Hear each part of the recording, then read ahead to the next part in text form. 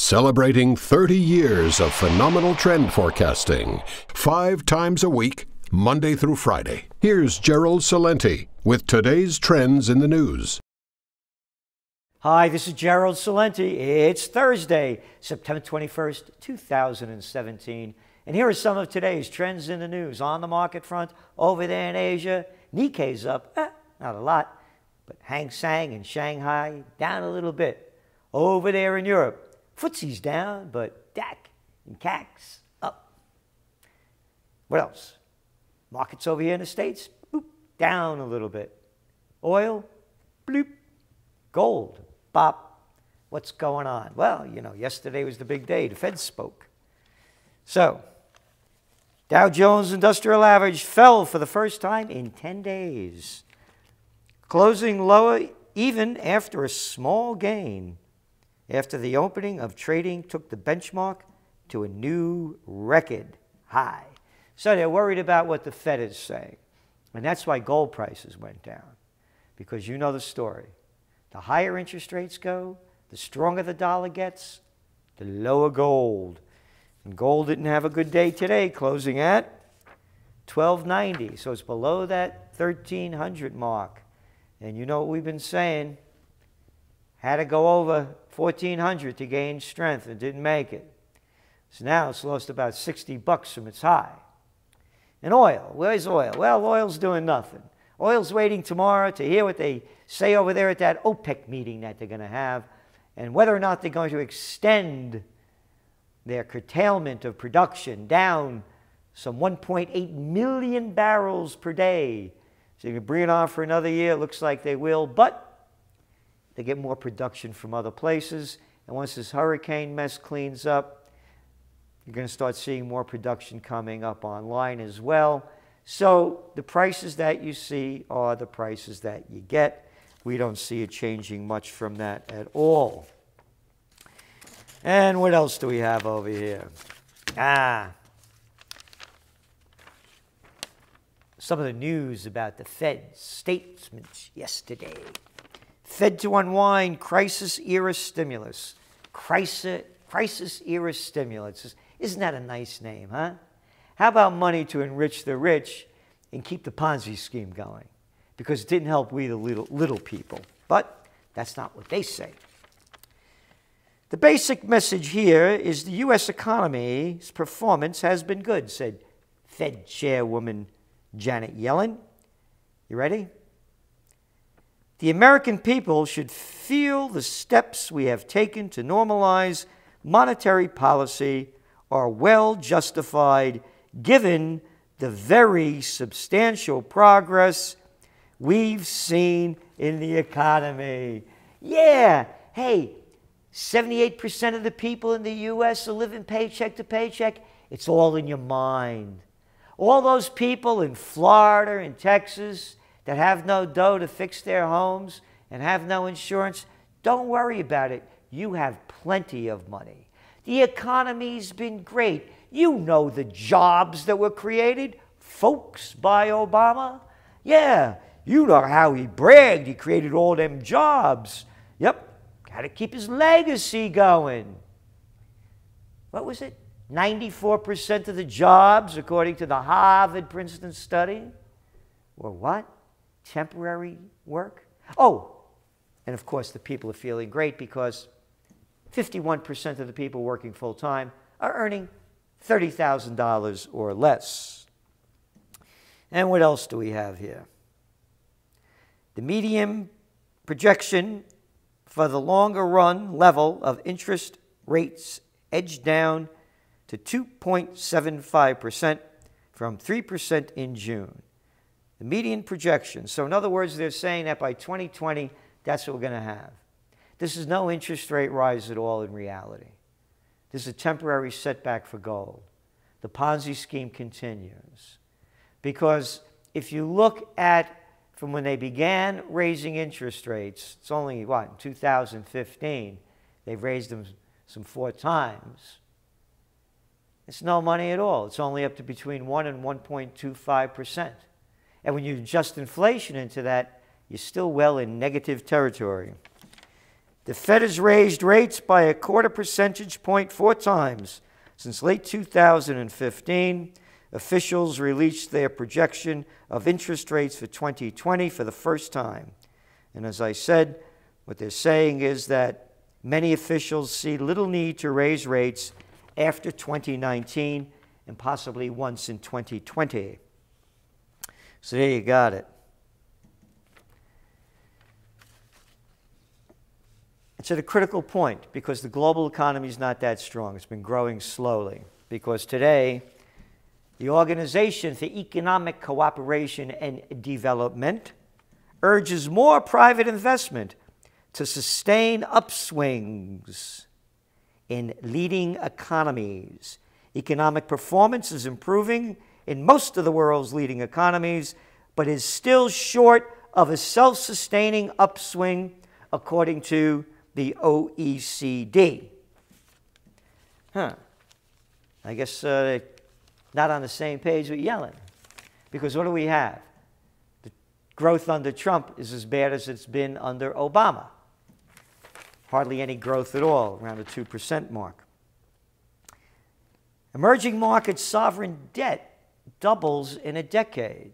Well, I'm mentioning this because if interest rates go up and the dollar goes stronger, overall the debt pile of emerging market governments has more than doubled over the past decade, from $5.2 trillion to an estimated $11.7 trillion, as countries have borrowed record sums to plug fiscal gaps. And what'd they borrow that money in? Yeah, dollars. And what happens when the dollar gets stronger? Their currencies get weaker. And they got all this debt that they have to pay back? How are they going to pay it back? So, when you read, again, what the Wall Street Journal is writing and other newspapers about what the Fed is going to do, there are also questions on how they're going to unwind all of this quantitative easing. How are they going to do it? Here's the answer. Yellen's next step, she isn't saying. You know why?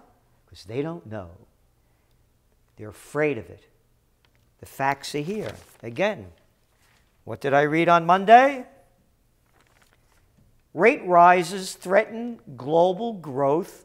The Bank of International Settlements chief economist warned that when rates start rising, companies and markets are at risk because central banks' easing has raised bond and equity prices beyond their fundamental value and led some companies to accrue debts or avoid repaying ones amassed in the run-up to the 2008 crash. The risk is that companies now face a debt trap, having built up so much credit when borrowing was cheap, they could struggle to repay when rates rise. This is not going to be smooth sailing. That's why they don't know what to do. And again, what the cheap money does keeps the Ponzi scheme going. Markets keep going up because money is cheap, and so too merger and acquisition activity. Virtually every day I read about a new one, bigger than the one before, or as big as the one before that one. Toshiba's prize chip unit sold for $18 billion to Bain-led tech consortium. Yep. Marking one of the biggest private equity-led buyouts since the end of the financial crisis. Private equity buyouts. Hey, what happened to Toys R Us? Private equity, hedge funds. This stuff never used to exist before. Young people don't know this. This is all new. It's part of the multinational globalization. The few own everything. 8 cats, remember, got more money than half the world's population combined. And in a country near you, it's the same story. And this is why. We, the little people, are nothing more than workers in Slavelandia. Because ThyssenKrupp and Tata plan Europe merger. That's right. Tata Steel from India and Germany's Thyssen. Savings up to $600 million a year. And the loss of 4,000 jobs. So the bigs get bigger, and we keep getting smaller in terms of what we own and how much we are paid.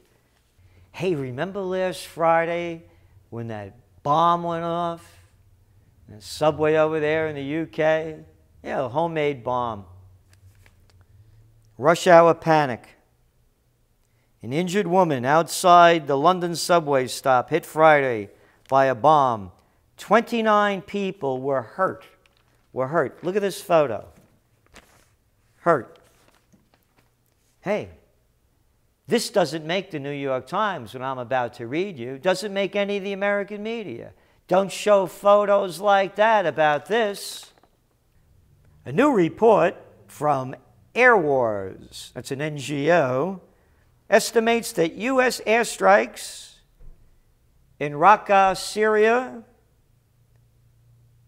last month killed 433 civilians. Yeah, and how many did they wound? And how many homes did they obliterate? But they don't show you that. Not the prostitutes. No, no, no. But remember what happened when they were trying to get those ISISes out of Aleppo, Syria. Oh, and they were bombing the place, but the Russians were doing that. That was an international war crime. This you don't hear a word about. Nothing.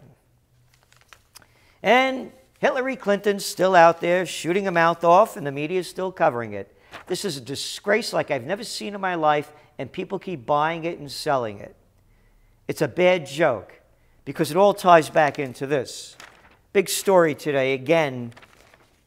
Lawmakers fear Russia still meddling in U.S. politics. This is the Financial Times. What lawmakers? A bunch of jerks. A bunch of little low-life clowns. Not one piece of proof. And they're blaming this thing with Facebook, where they estimate at least $100,000 worth of, quote, divisive ads on the site between June 2015 and May 2017. That's nothing. Nothing. Influences nobody. And what did Clinton's campaign spend? Oh, over $1 billion? Oh, that's different, Gcelente. That's only real money. This is all made up. But here's Hillary out there. Here she goes. She's on the Tonight Show and saying how, quote, painful and, quote, horrible it was to lose the election. Yeah, no kidding. You haven't stopped complaining since. And you were too much of a coward to show up and tell your fans that you lost on election night. That's never been done before by such a cowardly person like you. She declared she's, quote, trying to come to grips as I write in the book about everything from, you know, sexism and misogyny to voter suppression. And the Russians. And then she goes in about the Facebook thing. Not a fact. Nothing. And the media lets her get away with this. And now she's calling herself, you ready for this? Paula Revere. The Russians are coming. The Russians are coming. Putin really doesn't like democracy. He thinks it's an inconvenient, messy policy. Putin built up an army of, quote, fake Americans with fake news and fake stories and fake demonstrations, she wrote.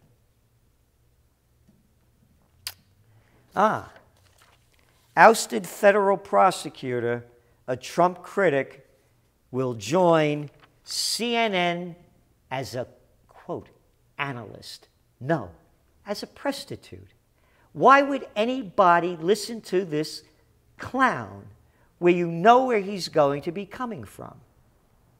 But that's all the media has become. And that's why it's important to, of course, read the Trends Journal, subscribe to our services. It's real news. Because here it goes back to our fall 2016 Trends Journal. Reality champ wins presidential reality show. Here we go. This is why Clinton lost.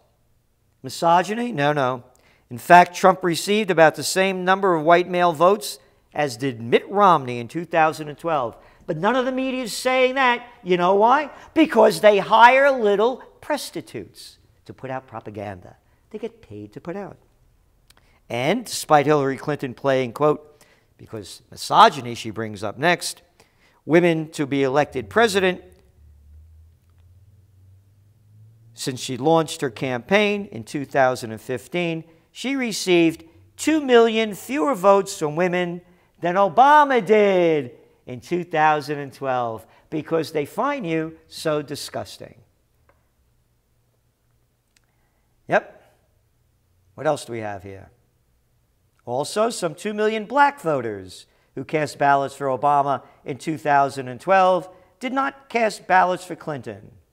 Overall, Clinton received about 10 million fewer votes than candidate Obama did when he ran in 2008. And the reason why the black people didn't vote for you is because of what your husband did with 3 strikes you're out and all those nice jails that they privatized so the Clinton Foundation could make money from them in donations that put innocent people who've done little crimes in jail.